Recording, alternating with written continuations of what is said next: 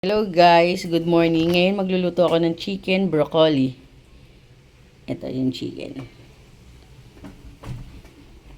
Aray ko naman. Yan yung bawang at sibuyas at syempre yung broccoli. Ayan. Lulutuin ko siya.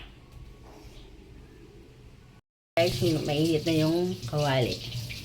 Lalagyan ko na siya ng oil.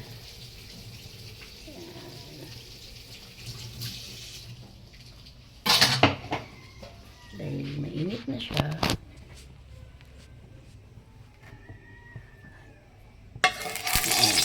Hindi pa siya ganun kainit, guys. Kasi tumatalsik pa siya. Lumalaban pa.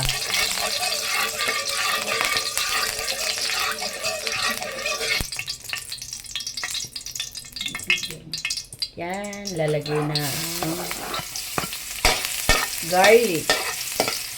Kailangan lang natin yan medyo golden brown, sabi nga nila. Lumagay lang. Siyempre, susunod ko yung sibuyas. Ayan, halu-haluin lang natin siya, guys. Hanggat mag-brown-brown na rin siya.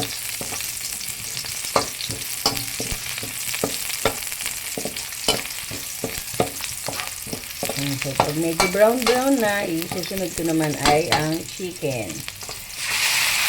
Haluin din na natin siya. Hanggang lang natin siya.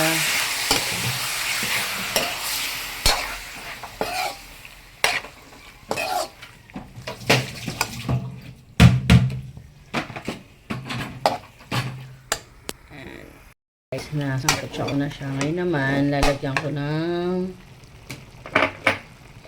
paminta.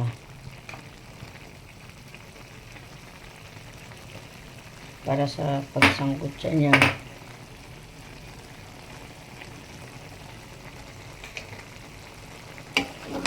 Halin lang natin ito.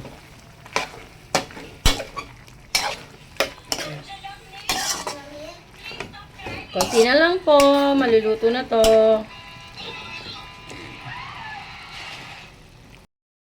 Ang chicken broccoli na nag-switch po ni Bicol Express na po ang lulutuin. Nahaluin lang po, guys. Para po ito po ng kapilaan.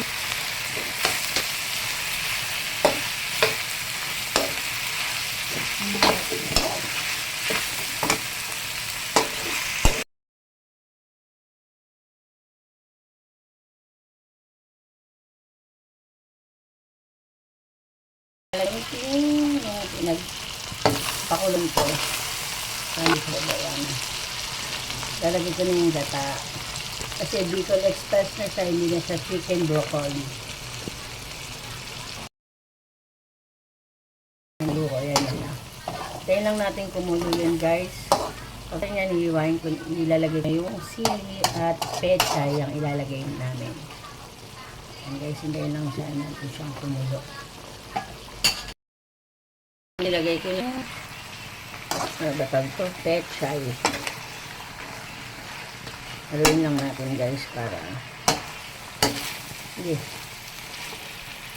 Ayun na yung sili.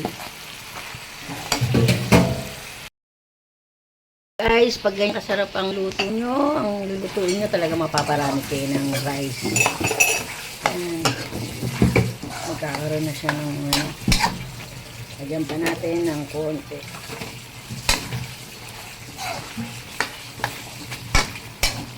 Yan ang tinatawag na Bicol Express.